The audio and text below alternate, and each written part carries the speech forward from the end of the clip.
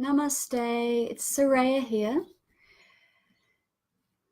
and today I'd like to talk about beyond mindfulness. As many of you know, I teach many practices of mindfulness, which are wonderful practices and incredibly helpful, particularly when we feel disconnected from our life, when we're perhaps overwhelmed by mind stuff, when we are disconnected from what's going on right here, right now, and especially when that sense of overwhelm with life leaves us feeling that we can't function in a grounded, practical way in our lives. If there's overwhelming anxiety or overwhelming depression or thoughts of self-harm, then mindfulness can be just so valuable in helping to bring us out of that, step off the mind train. And I talk about this mind train where I liken all the carriages of a train to the different thoughts that are arising constantly as that stream of thoughts. And we find ourselves jumping from carriage to carriage, stuck on the mind train and looping, and that most of those thoughts don't have their basis in reality. We are replaying old patterns, or the mind is creating fantasy about and overlaying that fantasy based on our belief system, our past traumas, and our fantasies about how life should be, if, could be, if, must be, not how it actually is. So from that point of view, when we're stuck on the mind train, we're seeing life from the filters that are covering our eyes, from the glasses. And whether they're rose-colored glasses or glasses of gloom or glasses of judgment or self-flagellation or victimhood, whatever colour those glasses are projecting onto reality as it is, the unfolding moment as it is. The mind will run with that. And if we stay on that mind train, we will simply be tossed. It's like being in an ocean in a tiny little boat and being tossed around by big waves and feeling incredibly unsafe and vulnerable and alone, and that there's a storm raging in your life. So if this is your experience, then mindfulness practices are for you. They're that step that will help you step off that mind train, cross the rough waters and find a safe place to tie up that crazy boat and come back onto land and ground yourself back into the body and back into the here and now and what's going on, without filtering that through our belief system, through our old patterns, through judgment, through expectation, through projection, etc. However, when we have grounded ourselves and our life is on a fairly even keel, and we're feeling that call to awaken to our true nature, this is when we go beyond mindfulness. This is when we begin to see the extraordinary in the ordinary. This is when we begin to see that we are not simply this limited physicality, this body that most of you out there recognize as a body that's called Soraya, and that Sorayaness with all her personality and the flavor of Sorayaness expresses through this body called Soraya. This is when we realize that this is the vehicle, and this is the wonderful, blessed vehicle, because this vehicle works quite well. You know, all the joints are fairly loose, and my movement is free. I'm very lucky to have such a great vehicle to walk in this lifetime. But that the one thing, the place where we all meet, where all is one, where Soraya disappears and experiences Soraya as the trees, as the animals, as you, as everything vibrating as oneness. This is when we awaken. But the secret is, of course, that Soraya doesn't awaken. No. Awakening occurs through the vehicle. But in awakening, that sense of doing through Soraya, controlling anything through Soraya, disappears. And there is only this. And this is awakening to that experience of non-duality, which means not two, not me and you. There's just one thing going on. There is just this, which is vibrating through everything. And at the same time, there's the sense of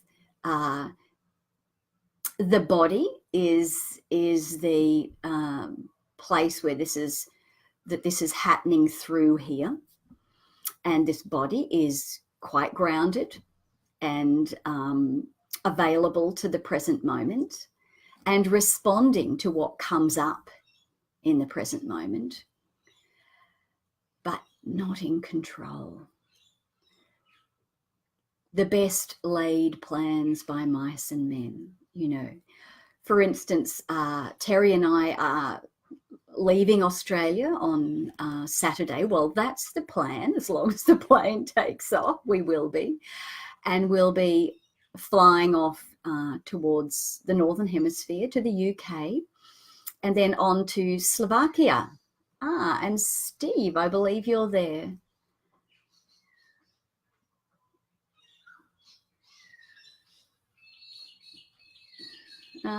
I'm just reading something that's sent in by Steve, who's actually in Slovakia, where we're heading for our first gig, where we'll be playing and sharing in a wonderful yoga center in Kosice, if I'm saying that correctly.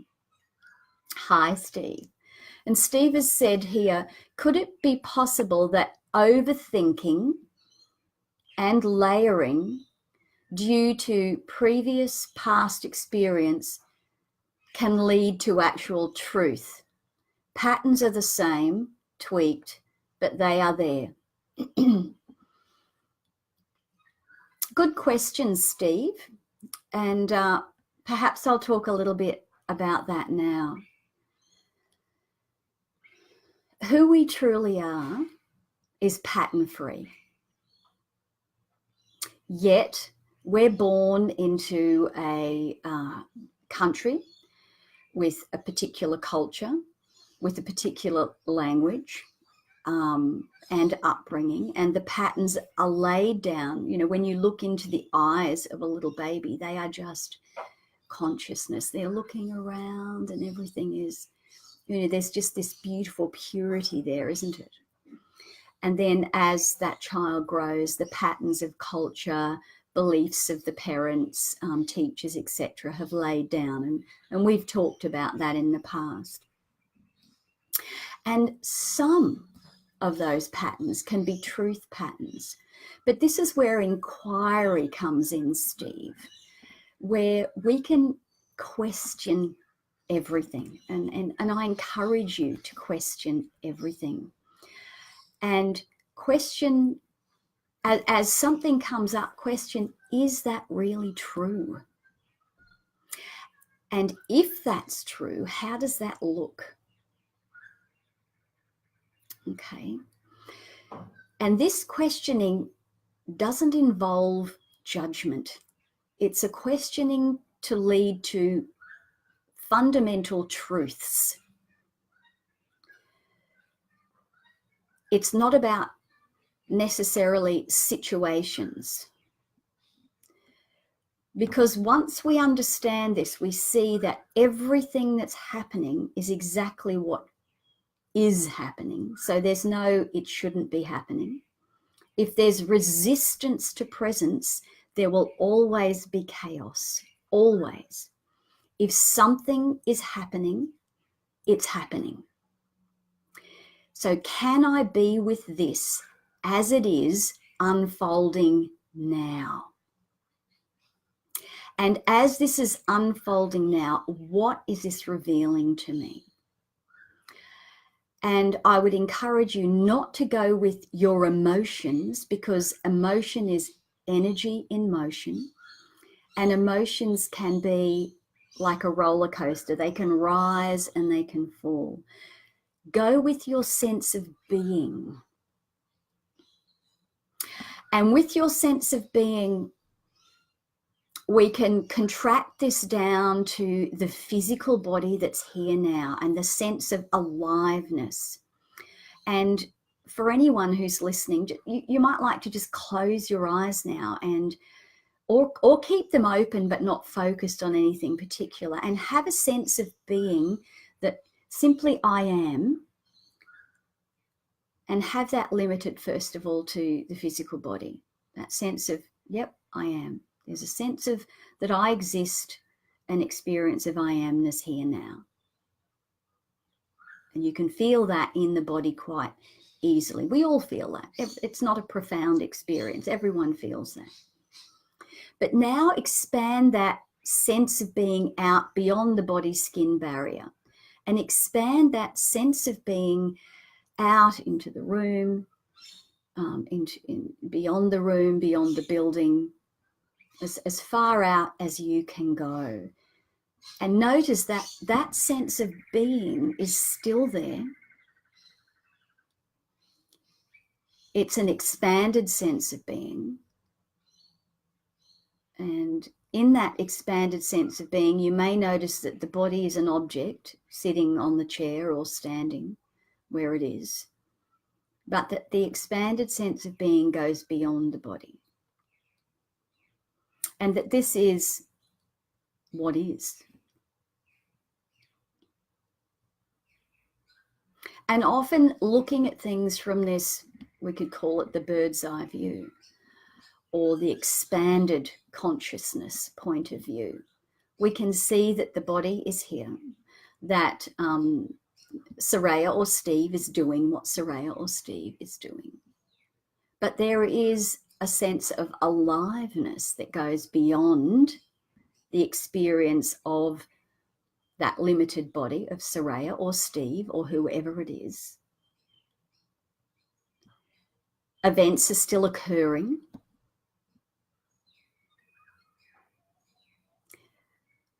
Feelings are still arising. emotions and thoughts may still be passing through.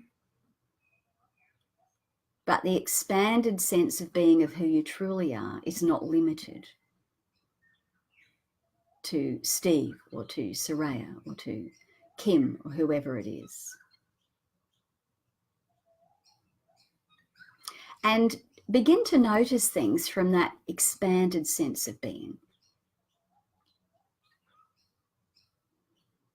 rather than from the limited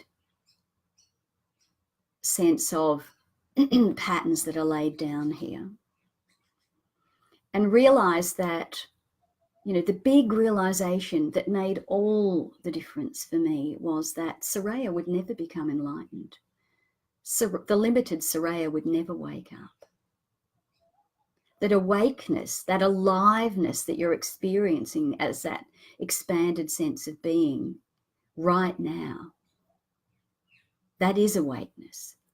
It's always there. It's ever available. But we contract down to live our lives through this body, and that's perfect as well.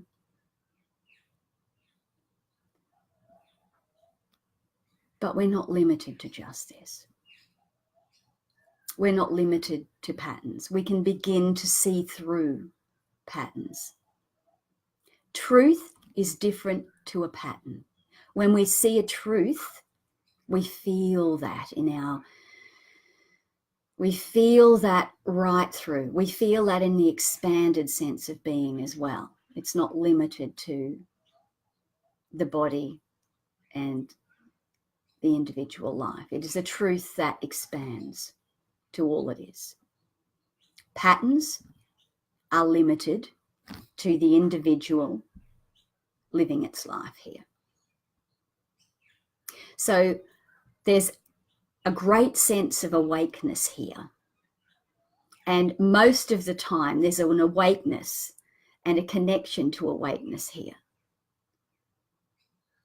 However, every now and then, awareness sees old patterns arising here as well. So there's a continued clearing. Those patterns are laid down. They're so insidious. They're so sticky. It's seeing through the patterns. And sometimes we need some help to identify those patterns. But a question you can ask yourself, if a pattern comes up and you're confused whether that's a pattern or a truth, ask yourself, who's believing this? Who's thinking this? Where's this coming from? Is this coming from awakeness, or is this coming from Soraya or Steve or Kim or Mary or whoever it is? Where is that coming from? So it's that continual conscious self-inquiry.